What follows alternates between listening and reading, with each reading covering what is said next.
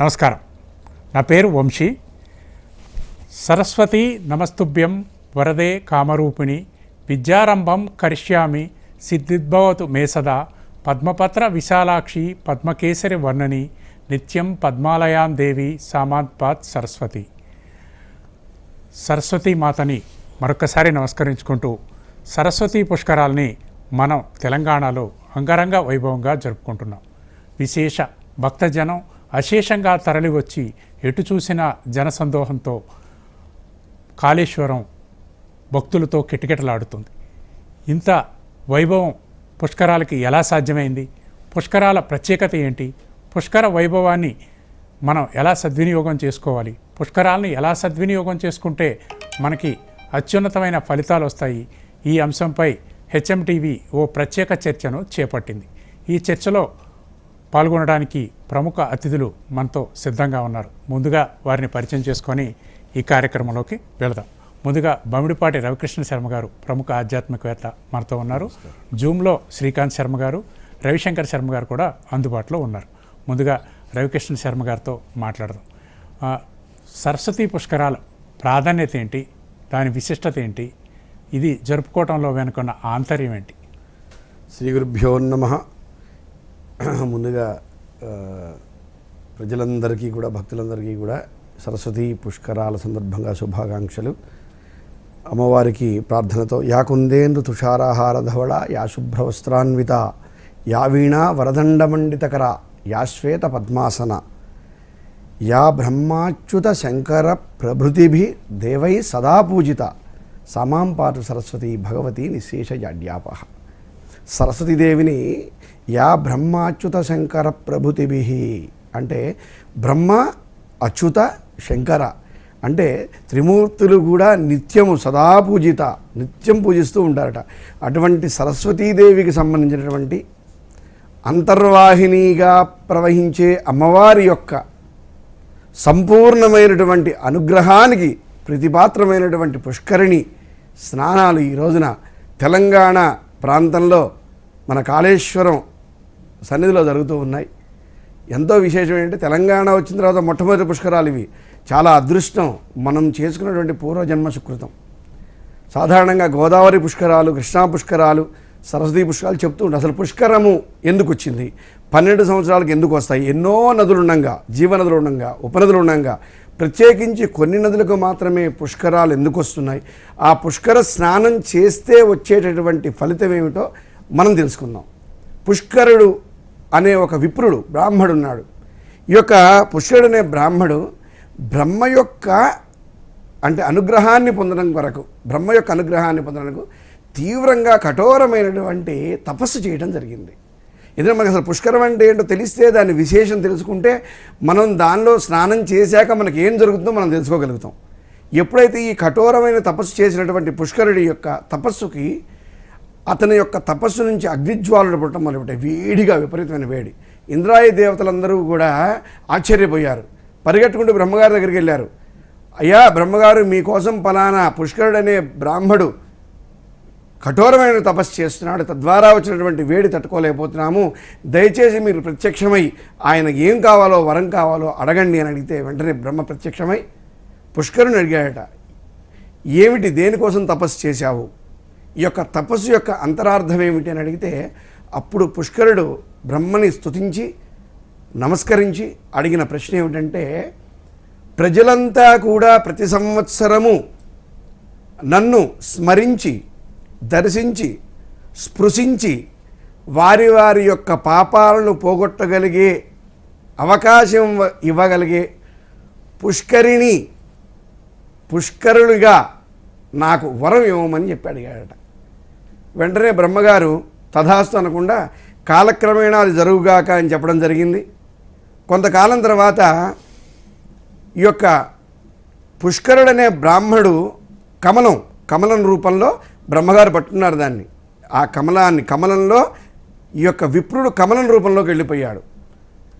అలా కొంతకాలం గడిచిపోయింది. వజ్రనాభుడనే రాక్షసుడు ఈ యొక్క బ్రహ్మ గురించి తీవ్ర తపస్సు చేసి మెప్పించి మరణం లేకుండా వరం అడిగాడు.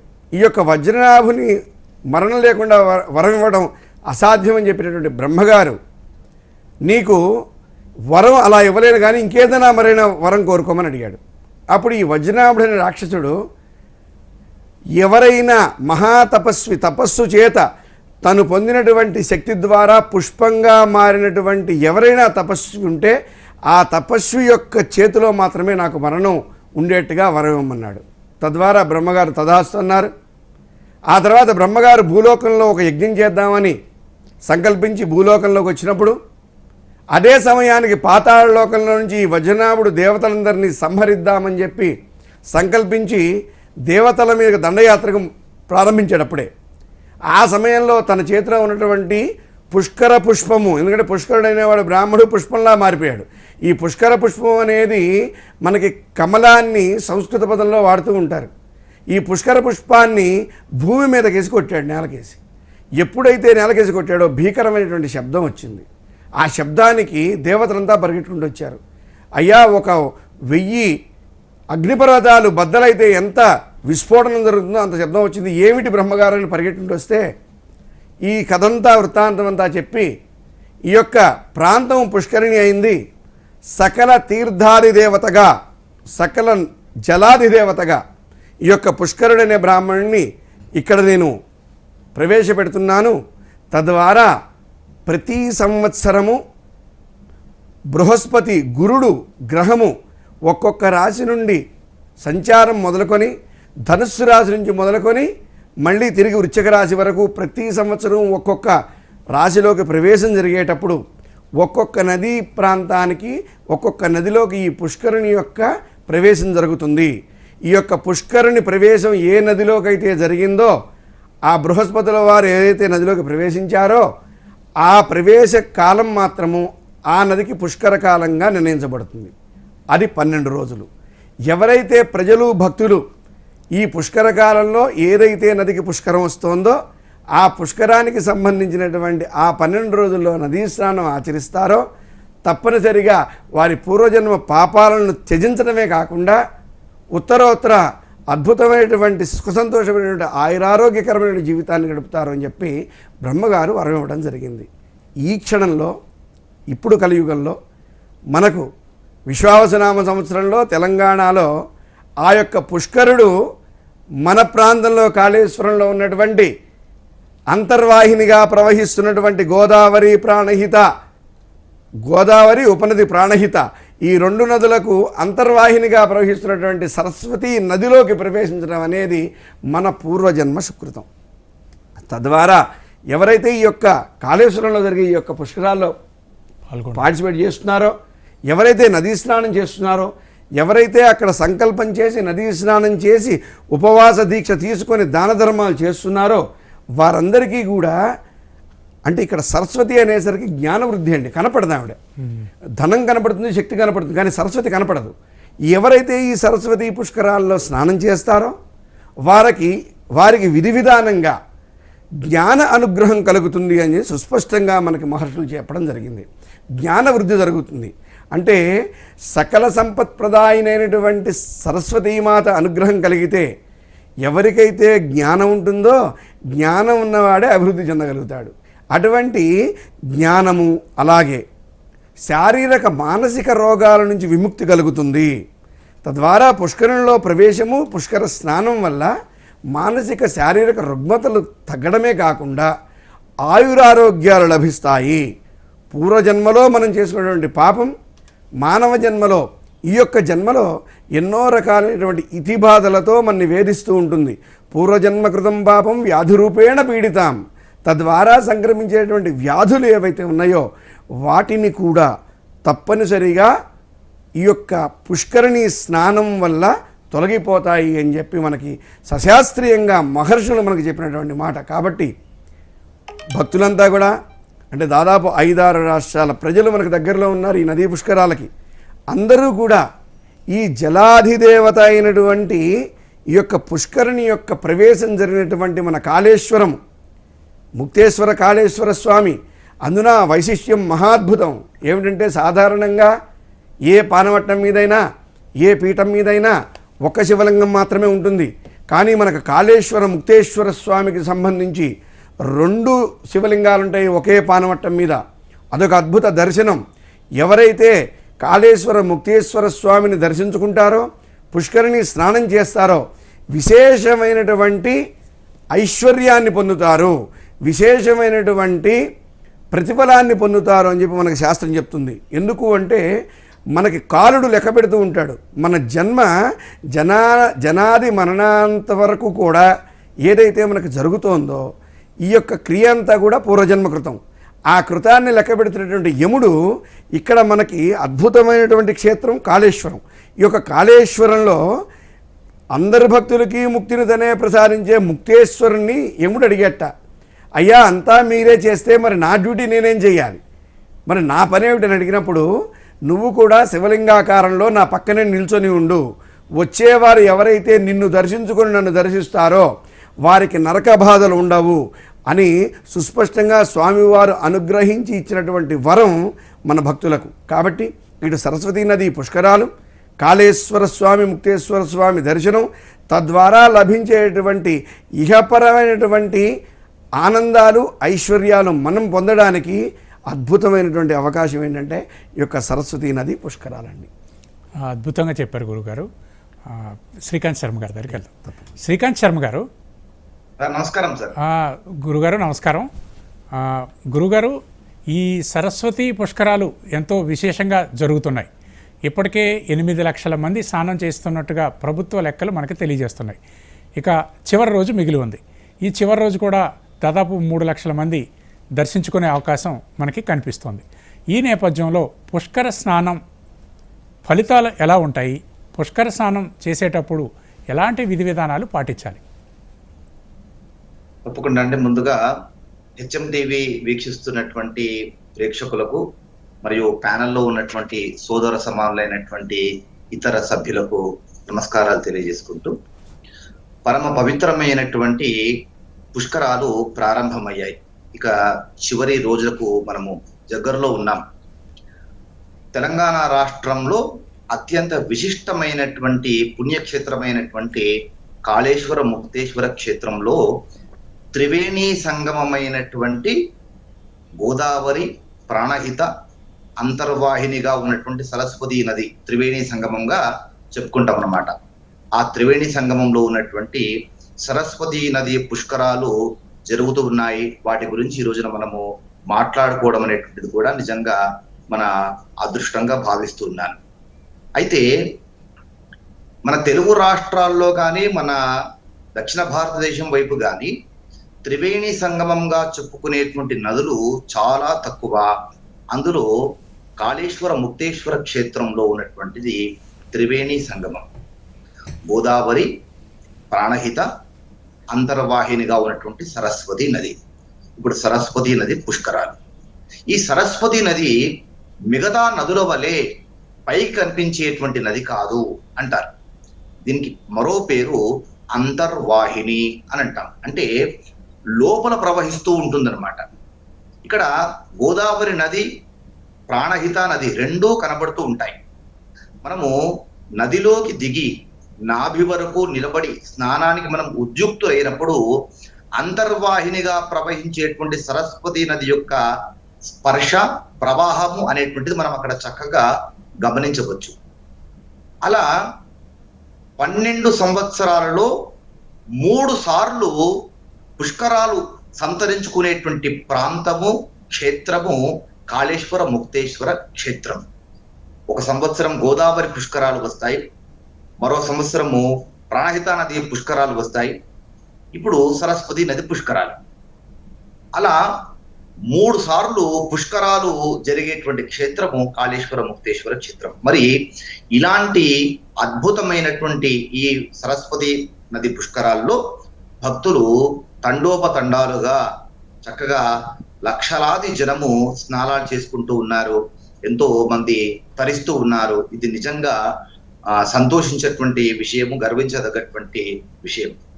దానికి తగినటువంటి సౌకర్యాలను కూడా ప్రభుత్వ యంత్రాంగము కాస్త మరింత దృష్టికి తీసుకొని వచ్చి, ప్రభుత్వ యంత్రాంగము దీనిపైన ఎక్కువ దృష్టిని సారిస్తే ఇంకా బాగుంటుంది అనేటువంటిది నా వ్యక్తిగతమైనటువంటి అభిప్రాయము. ఎందుకంటే చాలా మంది సరైనటువంటి సౌకర్యాలు లేవు అనేటువంటి ఆ వార్తలు కూడా మనం కొంతమంది ద్వారా వింటూ ఉన్నాం.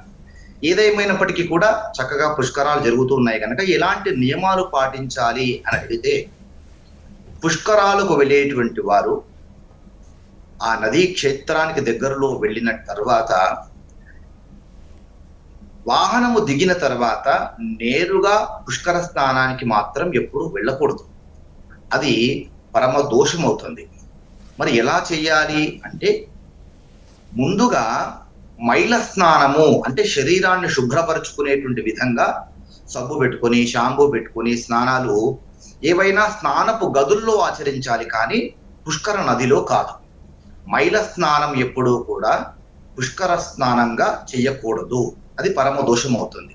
అలా మైల స్నానము ఆచరించిన తర్వాత శరీరానికి ఉన్నటువంటి ఈ మైల, చెమట మొదలైనటువంటి అంతా కూడా శుభ్రం చేసుకున్న తర్వాత శరీర శౌచమును పాటిస్తూ, శౌచం చాలా ప్రధానం. మనము ఏది ఆచరించినా గాని అంతఃశౌచము బాహ్య శౌచము రెండూ ప్రధానం.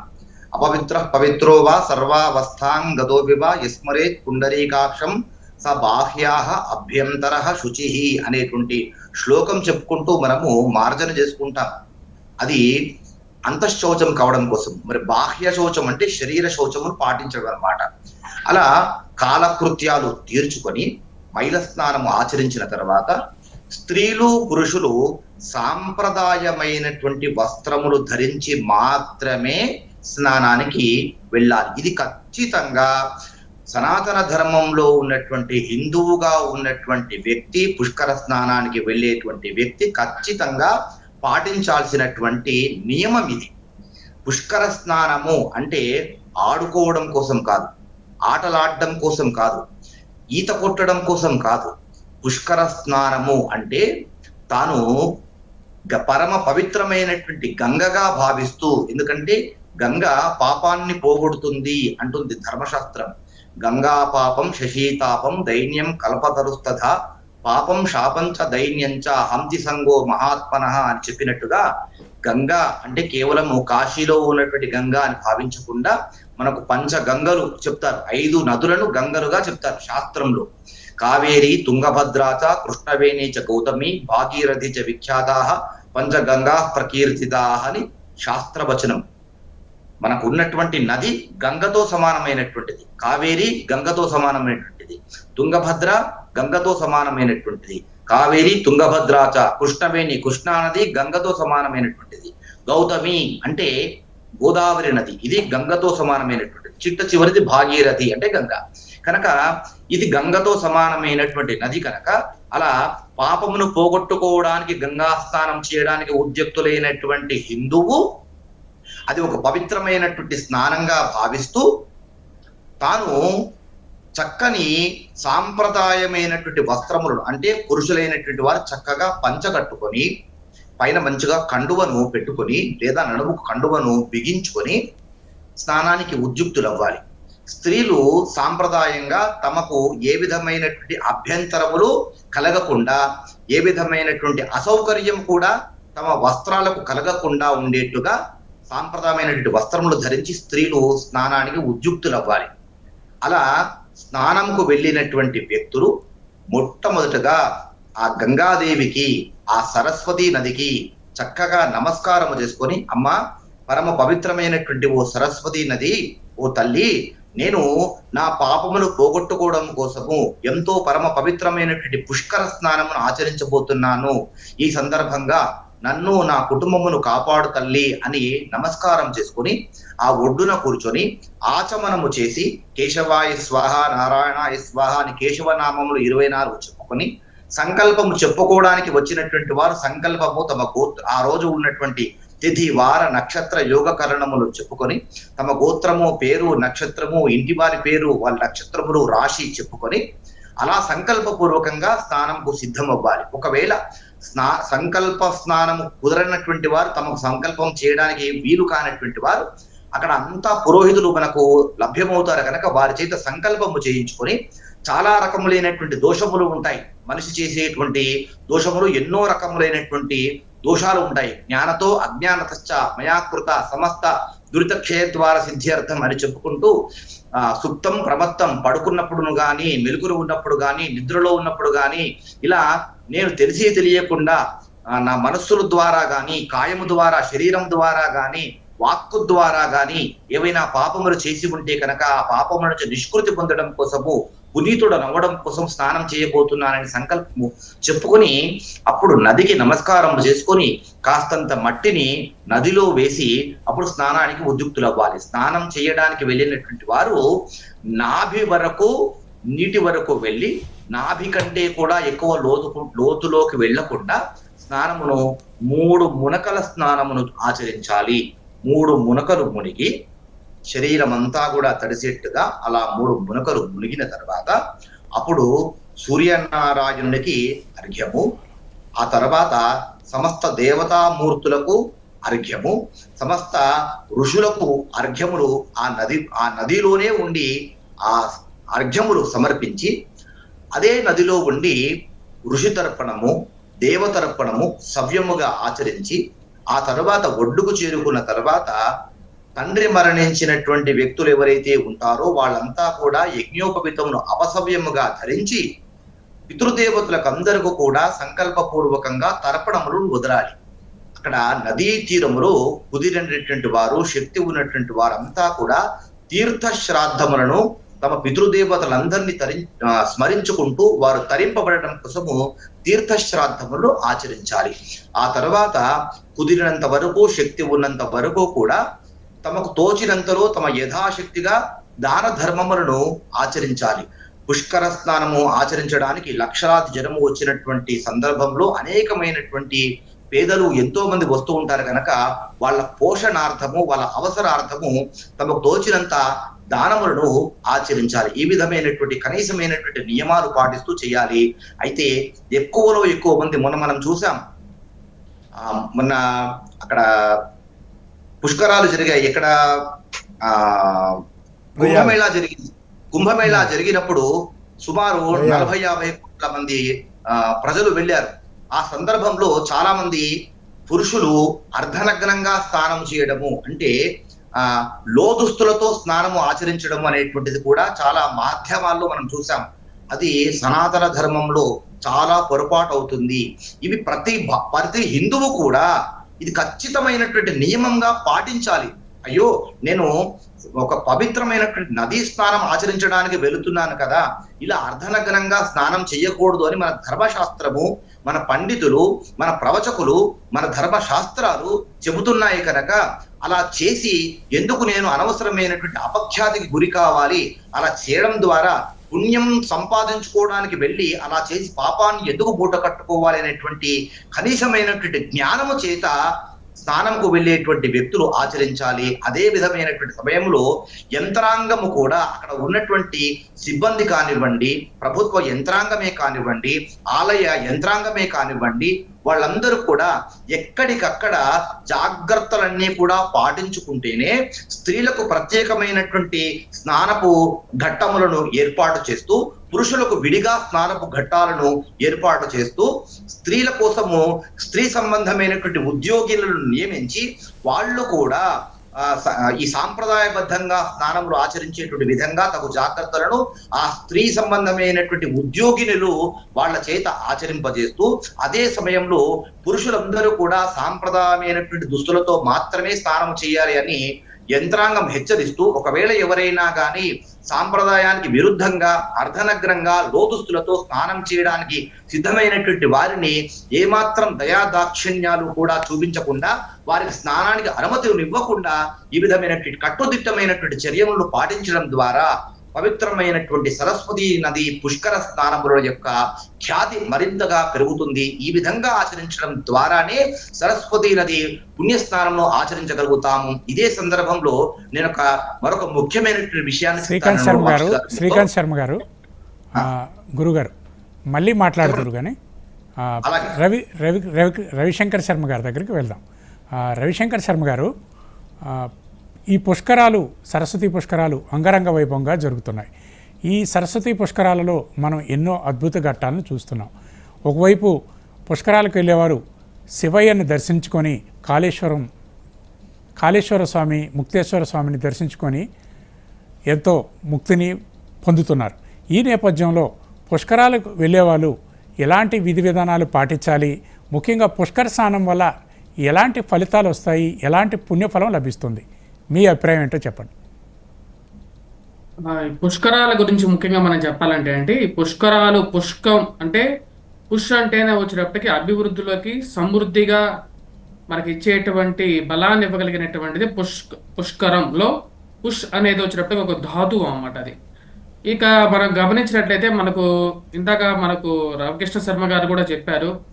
రవికృష్ణ శర్మ గారు చెప్తున్న కూడా వచ్చేటప్పటికి ఇక పుష్కరుడు అనేటువంటి ఒక బ్రాహ్మణుడు అన్నమాట. అతను శివుడి గురించి తపస్సు చేసి దాని తర్వాత బ్రహ్మ దగ్గరికి వెళ్ళి దాని తర్వాత బ్రహ్మడి నుంచి ఈ యొక్క బృహస్పతి వరాన్ని పొందుతాడు. ఏమంటే ఆయన కమండలంలో ఉన్నటువంటి ఒక పుష్కరుడిని తనకి దానం చేయమని చెప్పి తనతో పాటు తనకి ఇవ్వమని చెప్పి అడుగుతాడు. అయిష్టంగానే వచ్చినటువంటి పుష్కరుడు ఒక విధానంగానే చెప్తాడు అనమాట. ఏమని చెప్తాడు అంటే, నేను నీతో పాటు వస్తాను, కాకపోతే అయిష్టంగా వస్తున్నాడు కాబట్టి మధ్యస్థంగా ఏం చేస్తారంటే మొదటి 12 రోజులు, ఎందుకంటే మనకు చూసినట్లయితే ఇక పుష్కరాల సమయంలో వచ్చినప్పటికీ మొదటి 12 రోజులే మనకు పుష్కర స్నానం అనేది ఉంటుంది. దాంతోపాటు చివరి 12 రోజులు సర్వదేవత విశిష్టంగా వచ్చినప్పటికీ ఈ యొక్క పుష్కర అంటే నదిలో ఉండటం అనేది జరుగుతుంది అన్నమాట. అంటే నదిలో 12 రోజులు ఇక్కడ పుష్కరుడు నివసించడం జరుగుతుంది. మరి అదేవిధంగా చివరి 12 రోజులు కూడా గంగాధర స్వరూపమైనటువంటి శివస్వరూపమైనటువంటి ఈ యొక్క పుష్కరుడు మొదటి 12 రోజులు పుష్కరంలో సంవత్సరంలో చివరి 12 రోజులు ఉంటాడు. వాటితో పాటు మధ్యంగా అంటే ప్రతిరోజు కూడా అభిజిత్ లగ్నంలో అంటే 11 గంటల 15 నిమిషాల నుంచి 12 గంటల 15 నిమిషాల వరకు కూడా ఈ యొక్క పుష్కరుడు ఆ యొక్క నదిలోకి ప్రవేశించి ఆ యొక్క ప్రతిరోజు ఉంటాడు. కాబట్టి ప్రజలు గుర్తుంచుకోవాల్సింది ఏంటంటే, మనం ఏదో హర్రీబరిగా బయలుదేరి వెళ్ళటం, మరి అదేవిధంగా ఒకేసారి ఎక్కువ జనాభా వచ్చినా సరే అక్కడ ఉండేటువంటి వారు వాటికి ఎన్ని సౌకర్యాలు కల్పించినప్పటికీ కూడా ఆ యొక్క సౌకర్యాలు సరిపో.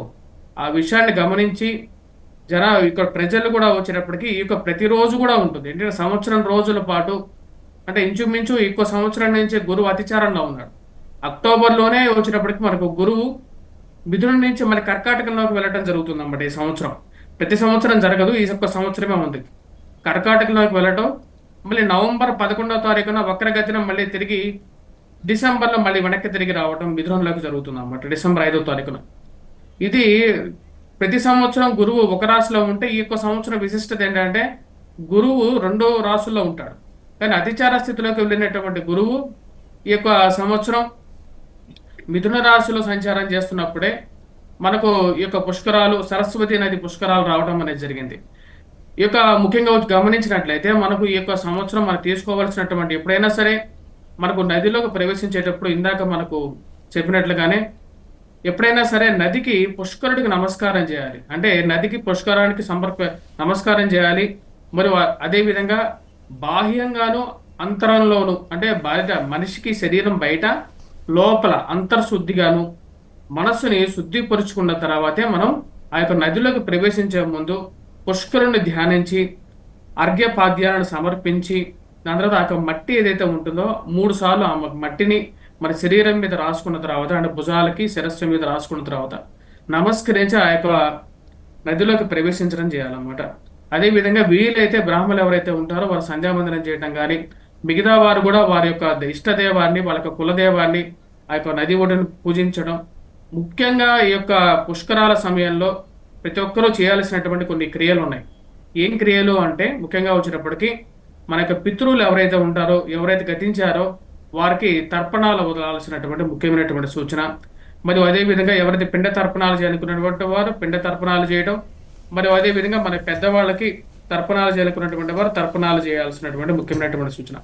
ఈ యొక్క పుష్కరాల మహత్యం గురించి చెప్పాలంటే పుష్కరుడు పుష్టిని ఇస్తాడనమాట. అంటే ఏ పుష్టిని ఇస్తాడంటే ఆరోగ్య పుష్టిని, వాక్కు పుష్టిని, మరియు అదేవిధంగా శరీర పుష్టిని ఇవ్వగలుగుతాడు. అంటే అన్ని రకాలైనటువంటి అభివృద్ధిని ఇవ్వగలుగుతాడు. దీనికి ప్రతి ఒక్కరూ వచ్చినప్పటికీ 12 రోజుల పాటు అంటే ఆల్రెడీ 11 చివరి రోజుకు వచ్చేసేసాం కాబట్టి ఇది చేయటం కుదరదు. ఎవరైతే మొదటి రోజు మొదలుపెట్టినట్లయితే 12 రోజుల పాటు ఎవరికైతే ఆరోగ్యం బాగలేదో పిల్లలకి వారు ఇటువంటి కార్యక్రమాలు చేయొచ్చు. అంటే 12 రోజుల పాటు ఇక పుష్కరుడికి కార్యక్రమాలు చేసినట్లయితే, పూజాది కార్యక్రమాలు చేసినట్లయితే, మండప స్థాపన చేసేసి పూజ నిర్వహించినట్లయితే ఆరోగ్యపరంగా కూడా అభివృద్ధి చెందటం, అదేవిధంగా మనస్సులో ఉన్నటువంటి కోరికలు నెరవేరడం అనేది జరుగుతుంది. మనస్సులో ఉన్నటువంటి కోరికలే కాకుండా వచ్చేటప్పటికి ఏవైతే పుష్కర స్నానం చేయటం వల్ల వచ్చేటప్పటికి 12 సంవత్సరాల పాటు, అంటే ఒకరోజు మనం పుష్కర స్నానం చేసినట్లయితే ఆ యొక్క స్నానం అనేది మనకు అన్ని నదుల్లోనూ 12 సంవత్సరాలు చేసినటువంటి ఫలితం అనేది మనం పొందగలుగుతాం. అంత గొప్ప ఇదన్నమాట, అంత గొప్ప మహిమ కలిగినటువంటిది ఈ యొక్క పుష్కర స్నానం. పుష్కర స్నానానికి ఇంకా ప్రాముఖ్యత చెప్పాలంటే, ఇక పుష్కర స్నానానికి ముందు మనం ప్రతి ఒక్కరు తెలుసుకోవాల్సింది ఏంటంటే, సరస్వతీదేవి భూమండలంలో, అంటే మనకు గంగతో వైరం జరిగిన తర్వాత గంగకి సరస్వతికి వైరం జరుగుతుంది.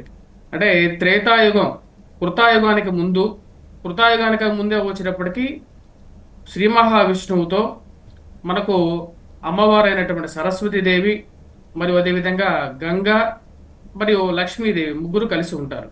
కలిసి ఉన్నప్పుడు శ్రీ మహావిష్ణువుకి ఒకరి మీద అంటే గంగకి, సరస్వతికి, లక్ష్మికి ముగ్గురి మీద ఎవరికి ఎక్కువ ఇష్టం శ్రీ మహావిష్ణువుకి అనేటువంటి ఒక ఆధిపత్య పోరు రావటం, తద్వారా వచ్చినప్పటికీ గంగా మరియు అదేవిధంగా సరస్వతికి వైరం జరగటం, ఒకరి మీద ఒకరు తన యొక్క కోప తాపాలను చూయించుకోవటం, సరస్వతి గంగని శపించటం, నువ్వు ఈ యొక్క భూమండలం మీద నదిగా జన్మించు, సర్వ పాపాలు హరించడానికి అందరూ వచ్చి, పాపాలు చేసినటువంటి వారందరూ వచ్చి నీలో మునిగి వారి యొక్క పాపాలని కడుక్కుంటారు అని చెప్పేటువంటి ఒక ఇది ఇస్తుంది అన్నమాట, శాపాన్ని. అదేవిధంగా గంగ కూడా తిరిగి శపించడం జరుగుతుంది. మధ్యలో ఉన్నటువంటి లక్ష్మీదేవి వచ్చేటప్పటికి మధ్యలో వారధిగా మధ్యలో చూస్తూ ఉంటుంది. అప్పుడు సరస్వతి లక్ష్మీదేవిని కూడా వచ్చేటప్పటికి తులసిగా ఒక చెట్టుగా ఉండమని చెప్పి శపించడం జరుగుతుంది అన్నమాట. తద్వారా వచ్చేటప్పటికి లక్ష్మీదేవి భూమండలాల్లో చెట్టుగా, సరస్వతీదేవి మరియు అదేవిధంగా గంగ నదులుగా ప్రవహించడం జరుగుతుందన్నమాట. ఈ అంతర్వాహినిగా ప్రవహిస్తున్నటువంటి సరస్వతి నది ఎంతో గొప్పది, విశిష్టమైనటువంటిది. ముఖ్యంగా సరస్వతి విద్యని ఇవ్వగలుగుతుంది. ఎప్పుడైనా సరే మనం పుష్కర స్నానం చేసేటప్పుడు దశహర అంటారు అనమాట. అంటే మనం ఎప్పుడైనా సరే ఎన్ని మునకలు వేయాలి, ఈ యొక్క ఎప్పుడైతే పుష్కరాలకు వెళ్తామో ఎన్ని మునకలు వేయాలని చెప్పి సందేహం వస్తుంది అన్నమాట ఎవరికైనా సరే. మనకు ప్రతి ఒక్కరికి వచ్చేటప్పటికి దశకంఠుడు లాగా వచ్చేటప్పటికి 10 పాపాలు అనేవి మన శరీరంలో ఉంటూ ఉంటాయి. ప్రతి మనిషి యొక్క 10 పాపాలని చుట్టుముట్టుకుంటూ ఉంటాడు. అంటే కామం, క్రోధం, మదం, మాత్సల్యం ద్వారా మనకు ఇక 10 పాపాలు మన శరీరంలో మన వెంటే వస్తూ ఉంటాయి. ఈ 10 పాపాలని తొలగించుకోవటం కోసం ప్రతి మనిషి 10 మునకలు వేయాలని చెప్పి శాస్త్రం చెప్తుంది అన్నమాట. అంటే 10 మునకలు వేయటం వల్ల మనకు వచ్చేటప్పటికి ఈ యొక్క దశహరా లాగా మనకు శరీరంలో మనం అదేవిధంగా మనతో పాటు వస్తున్నటువంటి ఈ 10 పాపాలు మన నుంచి దూరం జరగటం అనేది జరుగుతుంది. ఇదే శాస్త్ర విదితం అన్నమాట. అదేవిధంగా వచ్చేటప్పటికి ఈ యొక్క పుష్కరుడు ఎవరైతే ఉన్నాడో ఆ పుష్కరుడు వచ్చేటప్పటికి మొదటి 12 రోజులు ఇక పుష్కరాలు చేయొచ్చు. లేని వారు ఈ 12 రోజుల తర్వాత కూడా 11 గంటల 15 నిమిషాల నుంచి 12 గంటల 15 నిమిషాల వరకు కూడా ఆ యొక్క గంటకాలం ఏదైతే ఉందో అభిజిత్ లగ్నంలో కూడా మనకు చూసినట్లయితే తిరుపతిలో కానీ చక్ర స్నానాలు చేసేటువంటి సమయం కూడా వచ్చేటప్పటికి అభిజిత్ లగ్నంలోనే చేస్తూ ఉంటారన్నమాట. ఎందుకంటే అభిజిత్ లగ్నం ముహూర్త సమయంలో వచ్చేటప్పటికి సర్వ దేవతలు ఇక పుష్కరుడు మరియు అన్ని దేవతలు, అంటే మనకు ఉన్నటువంటి అన్ని దేవతలు ఆ యొక్క జలంలో నివసిస్తూ ఉంటారని చెప్పి శాస్త్రం చెప్తుంది. తద్వారా వచ్చినప్పటికీ అభిజిత్ లగ్నాల్లో కూడా స్నానం చేయటం వల్ల మనకు ఈ యొక్క పుణ్యం అనేది జరుగుతుంది. కాబట్టి ప్రజలు ఎవరైతే ఉన్నారో వీటి గురించి వెళ్ళండి. 12 రోజుల్లో వీలైతే, రేపు కూడా సమయం ఉంది కాబట్టి వెళ్ళాల్సినటువంటి వారు, వెళ్ళగలిగినటువంటి వారు వెళ్ళండి. అంతేగాని దాని గురించి తాపత్రయపడుతూ ప్రమాదాలు కొని తెచ్చుకునే విధంగా చేయొద్దు. గురుగారు, ఇప్పుడు పుష్కర స్నానం అనేది చాలా విశిష్టమైనది. అయితే ఈ పుష్కర స్నానం ఆచరించలేని వాళ్ళు లేదా ఏదో కారణం వల్ల పుష్కరాలకి వెళ్ళలేకపోయిన వారికి ఏదైనా ప్రత్యామ్నాయ మార్గం ఉందా? మీరేమైనా సూచించగలరా? తప్పనిసరిగా ఉందండి. మంచి ప్రశ్న వేశారు. ఎందుకంటే వృద్ధులు కానీ, రోగులు కానీ, లేదా పసిపిల్లలు కానీ, ఎందుకంటే ఒకప్పుడున్నటువంటి శుద్ధి ఈరోజు నీళ్ళలో లేదని మనం చెప్పుకోవాలి. ఎందుకంటే అదృష్టం మీరు చూడండి, మన పుష్కరాలు ప్రారంభమయ్యాక మనకు వర్షాలు పడడం మొదలుపెట్టింది. అంతకుముందు వర్షాలు లేవు, విపరీతమైన ఎండలు ఉన్నాయి. అంటే సరస్వతీ దేవి యొక్క అనుగ్రహం ఎంత బాగుందంటే తెలంగాణ ప్రాంతంలో ఎన్ని వర్షాలు పడ్డాయో మీరు చూడండి. కరెక్ట్గా పుష్కరాలు మొదలైన 15వ తారీఖు నుంచి ఎన్ని వర్షాలు పడ్డాయో. అంటే ఇక్కడ శుద్ధిగా లేని జలాన్ని రోగులు ఒకవేళ మునిగి ఇబ్బందులు పడినా, ఏదైనా ఇబ్బందులు వచ్చినా, లేదా పసిపిల్లల్ని ముంచడానికి కూడా కొంత సంశయం ఉంటుంది. ఎందుకంటే పసిపిల్లలకి ఏమైనా అనారోగ్యాలు వస్తాయేమో అని చెప్పి అనుకుంటారు. అయితే ఆ రూపంలోగా కానీ, లేదా ఇంటి నుంచి కదలలేక వెళ్ళలేని పరిస్థితిలో ఉన్నవారు ఈ 12 రోజుల్లో గనక అక్కడి నుంచి నదీ జలాన్ని తెప్పించుకొని, ఇందాక శ్రీకాంత్ శర్మ గారు చెప్పినట్టు అపవిత్ర పవిత్రోవా సర్వావస్థాంగ తోపివా, సర్వావస్థలు, సుషుప్తావస్థ కానివ్వండి, జాగ్రత్తావస్థ కానివ్వండి, అలాగే స్వప్నావస్థ కానివ్వండి, ఏ అవస్థల ఎందైనా సరే చేసినటువంటి పాపాలు, అంటే తెలిసిన పాపాలు, తెలియకుండా చేసిన పాపాలు, ఈ రెండు హరించుకోవడానికి ఉత్తమమైనటువంటి మార్గంగా మనం ఈ పుష్కరాల గురించి మనం చెప్పుకోవచ్చు. ఎందుకు అంటే ఆ నదీ జలాలను తెచ్చుకొని ముందుగా స్నానం చేసి దేవుని మందిరం దగ్గర కూర్చొని ఆ దేవుని మందిరంలో పెట్టుకోవాలి. ఈ జలాన్ని తీసుకొచ్చి ఎక్కడో బీరువాలోనో అల్మారాలను పెట్టుకోవద్దు. తీసుకొచ్చినటువంటి జలాన్ని ఏదైతే ఉన్నారో, బంధువులు వెళ్ళారు లేదా స్నేహితులు వెళ్ళారు, వాళ్ళు ఒక బాటిల్లో తెచ్చిపెట్టిన జలాన్ని పూజా మందిరంలో పెట్టుకొని నెక్స్ట్ ప్రాతకాలం, తర్వాత వచ్చే రోజు ఉదయాన్నే ప్రాతకాలంలో శుభ్రంగా తలస్నానం చేసేసి ఆ పూజామందిరంలో కూర్చొని ఇప్పుడు చెప్పినటువంటి అపవిత్ర పవిత్రోవా సర్వావస్థాంగతోపివా స్మరేత్ పుండరీకాహ్యం సబాహ్యాభ్యంతర శుచి అనే మంత్రంతో 3 సార్లు కనుక చల్లుకున్నట్లయితే తప్పనిసరిగా పుష్కర స్నానం చేసినటువంటి పుణ్యాన్ని పొందవచ్చు అని సుస్పష్టంగా చెప్పుకోవచ్చు. తర్వాత ఎందుకు 3 మునకలు వేస్తున్నారు, ఎందుకు 3 సార్లు చల్లుకుంటున్నారు అంటే మొట్టమొదటి శారీరక శుద్ధి కోసం మొట్టమొదటి మునక. ముందు మునక ఎప్పుడైతే వేసామో శారీరక శుద్ధి అయిపోయింది. అంటే పైనుంచి శిరస్సు నుంచి నఖశిఖాది పర్యంతం మొత్తం కూడా శుద్ధి అయిపోయింది. రెండవ మునక ఎందుకు వేసాము అంటే మానసిక శుద్ధి కోసం. అంటే మనసులో ఎన్నో కల్మషాలు పాపాలు పెట్టుకొని వచ్చి మునిగిపోతే పాతవన్నీ అయిపోయాయండి, ఇంకా రేపటి నుంచి ఫ్రెష్గా నేను పాపాలు చేయొచ్చు అని భావించకూడదు. మానసిక శుద్ధి జరగడానికి రెండవ మునక. ఇక మూడవది మోక్ష మార్గానికి కావాల్సినటువంటి శక్తిని ఇవ్వడానికి. అంటే మనసు శరీరము ఈ రెండు కూడా మోక్షం వైపు వెళ్ళడానికి కావాల్సినటువంటి శక్తిని ఇవ్వడానికి 3వ మునక. ఇక మృత్తికా స్నానం ఎందుకు మట్టి పూసుకొని చేశారు? ఇప్పుడు రవి శర్మ గారు చెప్పారు ఇందాక, ఎందుకు మృత్తికా స్నానం, మట్టి ఎందుకు పూసుకోవాలంటే మనకి శిరస్సు మీద బ్రహ్మరంధ్రం అని ఉంటుంది. బ్రహ్మరంధ్రం అని చెప్పి కరెక్ట్గా ఈ శిరస్సు మధ్యలో ఉంటుంది, నాభి మధ్యలో ఉంటుంది కరెక్ట్గా. అంటే శిరస్సుకి పాదాలకి మధ్యలో నాభి స్థానం ఉంటుంది. మధ్యలో ఈ శిరస్సుకి నాభికి మధ్యలో హృదయ స్థానం ఉంటుంది.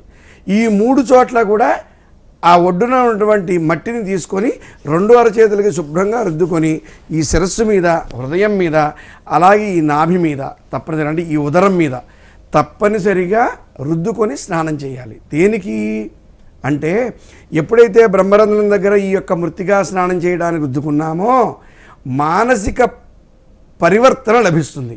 మనస్సు ఏకాగ్రత, ధ్యానము దృష్టిలోకి వెళ్తుంది. రెండోది హృదయం. మనసా వాచా కర్మణ ఏది చేసినా మనస్సు ప్రధానం కాబట్టి ఇక్కడ మెదడు శుభ్రమైంది, 2 హృదయం శుభ్రమైంది. ఇంకా ఉదరము, ఉదర పోషణార్థమే ఏ పాపం చేసినా ఎవరైనా సరే. కాబట్టి ఉదర పోషణార్థం చేసేటువంటి పాపాలకు నాభి దగ్గర ఎప్పుడైతే మృతిగా రాసుకొని స్నానం చేశామో అది కూడా శుభ్రమైపోయింది. మరి చాలామందికి డౌట్ రావచ్చు, అసలు పార్వతీదేవి ఉంది, లక్ష్మీదేవి ఉంది, దుర్గాదేవి ఉంది, ఎంతోమంది దేవతలు ఉన్నారు, అమ్మవార్ల పేర్లు బోల్డ్ ఉన్నాయి, ఆ మాత ఈ మాత అని. మరి ఒక్క సరస్వతీదేవికి ఎందుకు పుష్కరాలు వచ్చాయి? గంగ అంటే ఆవిడ, గంగ అంటేనే జలం, నదీ జలం. మరి సరస్వతీదేవికి ఎందుకు వచ్చాయి పుష్కరాలు? సరస్వతీదేవి నదిగా ఎందుకు మారింది అని కూడా చాలామంది చేస్తుంది. ఈ సరస్వతీదేవి నదిగా మారడానికి చిన్న 2 నిమిషాల మాట. ఒకానొకప్పుడు ఈ పుష్కరుణ్ణి ఎప్పుడైతే వజ్రనాభుని సంహరించి పుష్కరిణి ప్రాంతం అయిందో మొట్టమొదటి పుష్కరాలు ప్రారంభమైంది అక్కడే. ఈ జగత్తులో మొట్టమొదటి పుష్కరాలు పుష్కరిణీ నది నుంచే ప్రారంభమయ్యాయి. ఎక్కడుంది ఈ పుష్కరిణీ నది? రాజస్థాన్లోని అజ్మీర్ ప్రాంతానికి దగ్గరలో 12 కిలోమీటర్ల దూరంలో ఈ యొక్క పుష్కరిణీ నది అని ఉందన్నమాట. అక్కడ పుష్కరుడు ఈ యొక్క వజ్రనాభుడి సంహారం అయిపోయిన తర్వాత జలాధిదేవతగా అక్కడ ప్రవేశపెట్టబడ్డాడు బ్రహ్మగారి చేత. అంటే పుష్కరిణీ నది స్నానము అక్కడ ప్రారంభమైంది. ధనుస్సు రాశిలో గురుడు సంచారం ప్రారంభ సమయంలో. అయితే ఈ యొక్క పుష్కరిణీ ప్రాంతంలో బ్రహ్మగారు యజ్ఞం చేయడానికి వచ్చాడు కదా, ఆ యజ్ఞాన్ని సంకల్పించి యజ్ఞం ప్రారంభించాడు. విష్ణుమూర్తి వచ్చాడు, ఈశ్వరుడు వచ్చాడు, స్కందుడు వచ్చాడు, గణపతి వచ్చాడు, సకల దేవతలందరూ వచ్చారు. కానీ బ్రహ్మగారి యొక్క పత్ని ఎవరైతే సావిత్రిదేవి ఉందో ఆవిడ ఆలస్యం అయిపోయింది. ఒక పక్క యజ్ఞానికి సమయం ఆసన్నమైంది, బ్రహ్మగారి యొక్క భార్య సావిత్రిదేవి రాలేదు. ఎప్పుడైతే సావిత్రిమాత రాలేదో ఆ రాని సందర్భంలో ఇంద్రుడిని ఆజ్ఞాపించాడు బ్రహ్మగారు, ఎవరైనా ఒక కన్యను తీసుకొచ్చి నాకు వివాహం చేస్తే నేను యజ్ఞం ప్రారంభిస్తాను అని చెప్పి ఇంద్రుడు చెప్పడం జరిగింది. ఆ సమయంలో ఇంద్రుడు వెళ్ళి ఒక యాదవ కన్యను తీసుకొచ్చి వివాహం చేశాడు. ఆవిడే గాయత్రీదేవి. ఈ గాయత్రీదేవిని పట్టుకొని 100 సంవత్సరాలు యజ్ఞం చేశాడు బ్రహ్మగారు. 100 సంవత్సరాలు యజ్ఞం చేశాడు. ఈ 100 సంవత్సరాల యజ్ఞకాలంలో సరస్వతీదేవి, సావిత్రిదేవి అసలైనటువంటి భార్యలు ఇద్దరు కూడా బ్రహ్మగారి భార్యలు యజ్ఞ ఏదైతే సమాయత్తమయ్యారో అక్కడికి వచ్చారు. వెంటనే సావిత్రిదేవి కోపం వచ్చింది. నా స్థానంలో వేరే ఒక స్త్రీని వివాహం చేసుకొని యజ్ఞం చేస్తున్నారని ఆవిడ కోపం వచ్చింది. కోపం వచ్చి ఆవేశపడింది. అప్పుడు విష్ణుమూర్తి ఆవిడని శాంతింపజేసి, అమ్మ ఇది విధానము ఇలా జరిగిందని చెప్పి ఆవిడ్ని కూడా కూర్చోబెట్టి యజ్ఞం ప్రారంభించారు. ఇప్పుడు ఇద్దరు కూర్చొని యజ్ఞం చేస్తున్నారు. అప్పుడు సరస్వతీ మాత వచ్చింది. అసలైనటువంటి పత్ని, అసలైనటువంటి ప్రధాన పత్ని సరస్వతీ మాత వచ్చేసరికి వీరిద్దరూ కూర్చొని యజ్ఞం చేస్తున్నారు. ఎవరు? సావిత్రి, గాయత్రి. ఎప్పుడైతే యజ్ఞం చేస్తున్నారో ఈవిడికి కూడా ఆవేశం వచ్చేసింది. ఎప్పుడూ కోపం రాని సరస్వతీదేవి కోపం వచ్చిన సందర్భంలో విష్ణుమూర్తి దగ్గరికి వెళ్ళి ప్రార్థించి ఆవిడ్ని స్మరించి కొంచెం శాంతింపజేసి, అమ్మా ఇది జరిగింది అని అడిగితే అప్పుడు విష్ణుమూర్తికి వరం ఇచ్చింది. ఏమిటంటే, నేను ఈ యొక్క భూలోకంలో సుప్రభ, కాంచన, ప్రాచీ, నంద, విశాలక అనే 5 నదులతో కూడిన దివ్య నదిగా నేను మారతాను, అంతర్వాహినిగా ప్రవహిస్తాను. తద్వారా ఈ యొక్క భక్తుల యొక్క కోర్కెలను, భక్తుల యొక్క ఇబ్బందులను తొలగిస్తాను అని చెప్పి విష్ణుమూర్తికి వరం ఇచ్చి ఆవిడ సరస్వతి నదిగా అవతరించడం జరిగింది. మన యొక్క అదృష్టంలో ముందుగా బ్రేక్ నుంచి వచ్చిన తర్వాత గురుగారు ఒకసారి సరస్వతి పుష్కరాల్లో మనం విశేషంగా చెప్పుకుంటున్నాం. సరస్వతీ మాత బేసికల్గా మనకి అదే నదిగా ఆమె మనకి ఎక్కడూ కనిపించదు, అంతర్వాహిని. కనిపించని తల్లిని మనం పూజించడం వెనక ఉండే అంతరార్థం ఏంటి? అంటే ఈమె జ్ఞానానికి మాత అని చెప్తాం కదా, ఇందులో ఏమైనా విశేషమైన అర్థం ఉందా? తప్పనిసరిగా. ఎందుకంటే మనకి సరస్వతి అంటేనే జ్ఞానం అండి. ఇప్పుడు ఒక వ్యక్తి ఉన్నాడు, పరిచయం లేని వ్యక్తిని మనం ఏం చదువుకున్నాడో చెప్పలేము. 10th క్లాస్ చదివాడా, ఐఏఎస్ చదివాడా చెప్పలేము. కానీ జ్ఞానం అనేది అంతర్లీనంగా దాగి ఉండేటువంటి మహోన్నత శక్తి అని చెప్పి మనకు చెప్తాం. అందుకే విద్యని ఎప్పుడు చెప్తుంటారు, దొంగలు దోచని సొత్తురా అంటుంటారు. దొంగలు కూడా దోచుకోలేరట ఆ విద్యని. బంగారం దోచుకోవచ్చు, ఆభరణాలు దోచుకోవచ్చు, డబ్బు దోచుకోవచ్చు, కానీ విద్యను దోచుకోలేరు. అంటే జ్ఞానాన్ని ఎవరు కనీసం దొంగతనం కూడా చేయలేరు. అటువంటి శక్తి సరస్వతీమాత. ఎందుకు అంటే మనకు 3 శక్తులండి. పార్వతీదేవి శక్తి స్వరూపిణి, మనకున్నటువంటి బలం. 2వ మాత జ్ఞాన సరస్వతి, సరస్వతి జ్ఞానాన్ని ఇస్తుంది.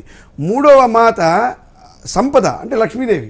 అంటే ప్రపంచంలో ఈ 3 శక్తుల్ని మించినటువంటి శక్తి కానీ అసలు 4వ శక్తి లేనే లేదు. అటువంటి 3 శక్తుల్లో అత్యంత ప్రధానంగా ఉండేటువంటి అమ్మ సరస్వతీదేవి. మరి సరస్వతి అంటేనే కనపడకుండా మనలో అంతర్లీనంగా దాగి ఉండే మహోన్నత శక్తి. అందుకోసమే మీకు ప్రయాగలో కానివ్వండి, గంగా ఉంది, గంగా, యమున, సరస్వతి.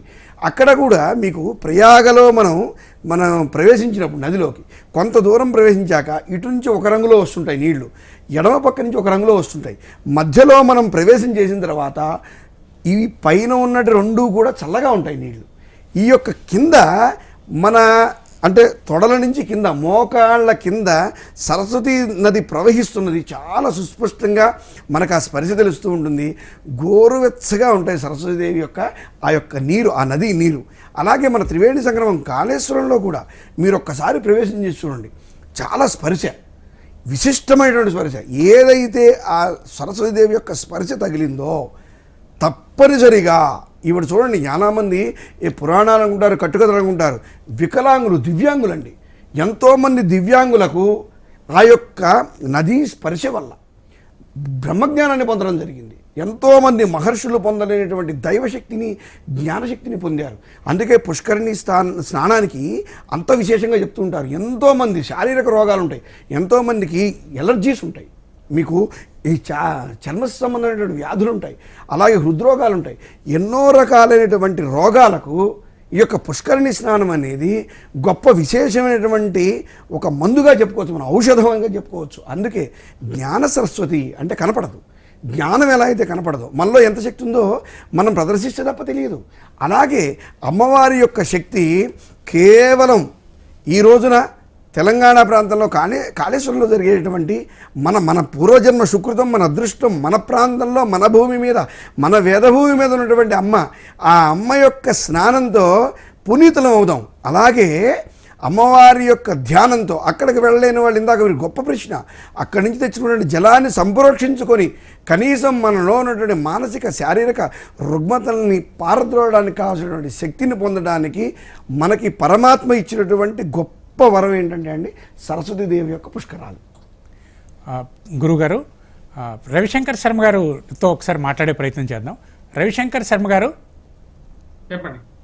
అయ్యా, ఇప్పుడు పుష్కరాలు మనకి ఎంతో వైభవంగా జరుగుతున్నాయి. ఈ పుష్కరాలలో స్నానం చేయలేని వారికి గురువుగారు ఒక ఆల్టర్నేటివ్ కూడా చెప్పారు.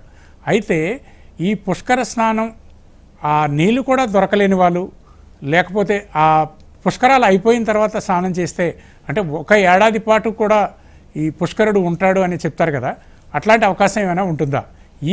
అంటే రేపు ముగుస్తుంది కదా, ఎల్లుండి నుంచి కూడా స్నానం చేస్తే కూడా అదే ఫలితం వస్తుందా? ఏమైనా తేడా ఉంటుందా? తప్పకుండా అండి. ఇది నేను ఇందాక కూడా అదే చెప్పాను. ఇప్పుడు మనం అంతకుముందు జరిగినటువంటి కొన్ని సంఘటనలు మనం గుర్తుపెట్టుకోవాలి. గోదావరి పుష్కరాల సమయంలో వచ్చేటప్పటికి తొక్కిసలాట జరిగి జనాలందరూ ఎక్కువగా రావటం, ఒకేసారి రావటం, అక్కడ ఏవైనా సరే వాళ్ళు ఇచ్చినటువంటి కొన్ని సౌకర్యాలు ఏవైతే ఉన్నాయో అవి కూడా సుసంపూర్ణంగా సరిపోవు, ఎక్కువ జనాభా వచ్చినప్పటికీ కూడా.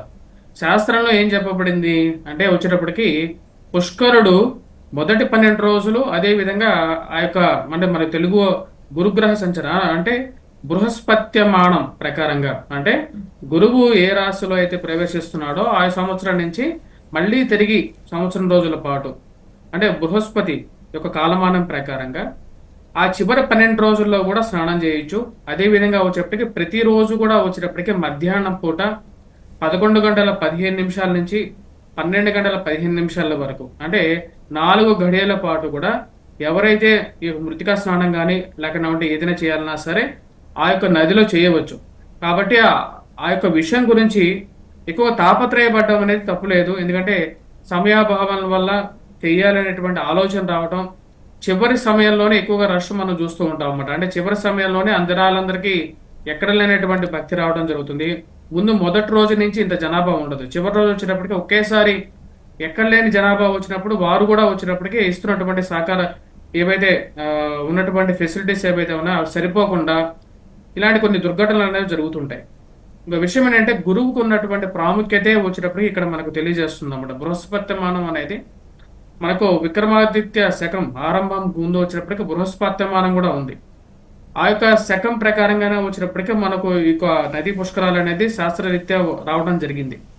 మరియు అదేవిధంగా వచ్చినప్పటికీ ఈ యొక్క గురువు అన్ని గ్రహాల కల్లా వచ్చినప్పటికీ పెద్దగా ఉండేటువంటి గ్రహం అన్నమాట. దాని యొక్క ప్రభావం అనేది మన యొక్క జీవకోటి మీద ఎక్కువగా ఉంటూ ఉంటుంది. అదేవిధంగా దాని యొక్క వర్ణన చేసేటప్పుడు కూడా వచ్చేటప్పటికి గోధుమ రంగులో ఉండేటువంటి ఆ యొక్క వర్ణన, మరియు అదేవిధంగా వచ్చేటప్పుడు దానికి ఉండేటువంటి దివ్యమైనటువంటి వేద శక్తి, అంటే వేద విజ్ఞానాల గురించి, విద్య గురించి ఎక్కువగా దాని ప్రాముఖ్యత అనేది ఎక్కువగా ఉంటుంది. ఇప్పుడు ఉండేటువంటి ఈ యొక్క సరస్వతి పుష్కరాలకు వచ్చేటప్పటికి జ్ఞానానికి, మరియు అదేవిధంగా వచ్చేటప్పటికి జ్ఞానాన్ని ఇవ్వగలిగినటువంటి గురువుకి కలిసి ఒకేసారి రావటం, అది విద్యార్థులకు కూడా చాలా అనుకూలంగా ఉంటుంది. ఎందుకంటే విద్యాశక్తి అనేది గురువుకు సంబంధితమైనటువంటి గురుగ్రహానికి సంబంధించినటువంటి ఒక విద్య అనేది గురువుకు సంబంధించిందే కాబట్టి. మరియు అదేవిధంగా ఈ యొక్క పుష్కర సమయంలో ఈ యొక్క ముఖ్యంగా వచ్చినప్పటికీ పాటించాల్సినటువంటి నియమాల్లో ముఖ్యమైనది వచ్చేటప్పటికి విద్యా సంబంధితమైన విషయాల గురించి ఎవరన్నా సరే విద్యాదానం చేయాలనుకున్నా సరే సమయంలో విద్యాదానం చేయడం అనేది కూడా ఒక మంచి ఇదన్నమాట. ఎవరికైతే ఈ నీళ్లు దొరకలేనటువంటి పరిస్థితిలో ఉన్నా సరే వారు ఈ యొక్క సంవత్సరంలో ఎప్పుడైనా రావచ్చు. ఎందుకంటే సంవత్సరంలో ఎప్పుడైనా సరే ఆ యొక్క పుష్కరుడు ఇందాక చెప్పిన విధంగా మధ్యాహ్న కాలంలో అంటే అభిజిత్ లగ్న సమయంలో అక్కడే సకల కోటి దేవతలు అక్కడ నివసిస్తూ ఉంటారు. ఆ యొక్క సమయంలో ఈ యొక్క పుష్కర నియమాలను పాటిస్తూ స్నానం చేసి మరియు అదేవిధంగా పితృలకి కూడా ఎవరికైతే మనకి శ్రాద్ధాలు చేయాలనుకుంటున్నారో వారికి కూడా తర్పణాలు వదిలి చేసినట్లయితే చాలా అనుకూలంగా ఉంటుంది. ఇందాక చెప్పిన విధంగా వచ్చేటప్పటికి సరస్వతి దేవి వచ్చేటప్పటికి అంతర్వాహినిగా ప్రవహిస్తూ ఉంటుంది. గురుగారు చివరగా రవిశంకర్ గారు చివరగా ఒక మాట చెప్పండి, ఈ పుష్కరాల్ని ఎలా సద్వినియోగం చేయాలో ఒక్క మాటలో చెప్పండి, సమయం మించిపోతుంది. ఓకే, ఈ పుష్కరాల సమయంలో వచ్చినప్పటికీ ఎక్కువగా దగ్గరలో ఉన్నటువంటి వారు కానీ దూరంలో ఉన్నటువంటి వారు కానీ సద్వినియోగం చేసుకోవచ్చు. ఎక్కువగా చివరి నిమిషంలో పరిగెత్తుకుంటూ హరీబరిగా వచ్చేసేసి అక్కడ ఎక్కువగా రష్ ఉన్నప్పుడు దాన్ని జాగ్రత్తగా గమనించి ముందుకు వెళ్ళండి. అదే విధంగా వచ్చినప్పటికీ సమయానుకూలంగా వచ్చినప్పటికీ మీ యొక్క పిల్లలకి అందరికి యశస్సు కలగాలని చెప్పేసి దిగే ముందు ఈ నియమాలను పాటించి హిందూ ధర్మంలో వచ్చినప్పటికీ నీటికి చాలా గొప్ప విశిష్టత అనేది ఉంది. నీటికి అశుద్ధం అనేది ఉండదు. ఎప్పుడు ప్రవహించే నీటిని ఎన్ని రోజులైనా సరే మనం పూజించేటువంటి మనకు గొప్ప మనస్తత్వం. ధన్యవాదాలు రవిశంకర్ గారు, ధన్యవాదాలు. Thank you for joining. చివరిగా రవికృష్ణ శర్మ గారు మీరు చెప్పండి, చివరిగా మీరు ఏం చెప్తారు భక్తులకు? ఎక్కడో బదరీ క్షేత్రానికి దగ్గరలో మానా నుంచి ప్రారంభమైనటువంటి సరస్వతి అమ్మవారు మన కాళేశ్వర ప్రాంతంలో అంతర్వాహినిగా ప్రవహిస్తోంది. ఇది గొప్ప వరం. ఇది కూడా విష్ణుమూర్తి ప్రార్థిస్తే సరస్వతీదేవి 5 ఉపనదులతో కలిసి ఒక నదిగా ఏర్పడినటువంటి స్థితి. ఇంత గొప్ప అవకాశం మానవులకు పరమాత్మ అందించినటువంటి వరంగా మనం ఏ తపస్సు చేయకుండా మనం అందించిన వరం. అక్కడికి వెళ్ళి స్నానం చేయండి, విధి విధానంగా చేయండి. అలాగే అవకాశం లేని వాళ్ళు తెచ్చుకొని ఆ నీళ్లు మీరు చల్లుకోండి శిరస్సు మీద. తరువాత మీ ప్రాంతంలో మీ ఇంట్లో కానివ్వండి, మీ భూమిలో కానివ్వండి, మీ పొలంలో కానివ్వండి, ఈ యొక్క సరస్వతి నది పుష్కర సంబంధించినటువంటి సమయంలో తెచ్చుకునేటువంటి జలాన్ని కనుక మీ పంట పొలాల్లో కానివ్వండి, మీ స్థలంలో కనుక చల్లుకుంటే, ఏదైనా స్థలంలో కనుక ఇబ్బందులు ఉంటే, నెగిటివ్ వైబ్రేషన్స్ ఏమన్నా ఉంటే అవి కూడా పోతాయి.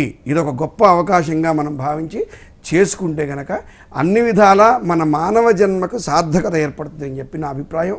అందరూ కూడా సంతోషంగా, రాబోయే మానవాళి అందరూ కూడా సంతోషంగా ఉండాలి, ఆయురారోగ్యాలతో ఉండాలని చెప్పి మహర్షులు సాధించినటువంటి తపశ్శక్తితో సాధించినటువంటి వరాలు ఇవన్నీ కూడా మనం అడగకుండా, మనం తపస్సు చేయకుండా పొందినటువంటి వరాలు. వీటిని సద్వినియోగం చేసుకోగలడం మన అదృష్టం, సద్వినియోగం చేసుకోలేకపోవడం మన దురదృష్టం. కాబట్టి అత్యంత దగ్గరలో ఉంది కాళేశ్వరం మనకి. కాబట్టి వెళ్ళి ఈ యొక్క నదీ పుష్కర స్నాన సమయంలో ఆ యొక్క నదీ జలాల్లో మనం స్నానం ఆచరించి కాళేశ్వర ముక్తేశ్వర స్వామిని దర్శించుకొని పూర్వజన్మ కృతంలో చేసినటువంటి పాపాలని అన్ని పోగొట్టుకోవాలని మనసా వాచా కర్మణ ప్రార్థిస్తూ, అలాగే ఆ పరమేశ్వరుని కృప సర్వవేళలా మనందరి మీద ఉండాలని, HMTV ప్రేక్షకులందరికీ కూడా సర్వవేళలా ఈ యొక్క క్షేమం చేకూరాలని మనసా వాచా కర్మణ ప్రార్థిస్తూ ప్యానెల్లో ఉన్న సభ్యులందరికీ నమస్కరిస్తూ శుభం భూయాత్. ధన్యవాదాలు రవికృష్ణ శర్మ గారు, రవిశంకర్ శర్మ గారు.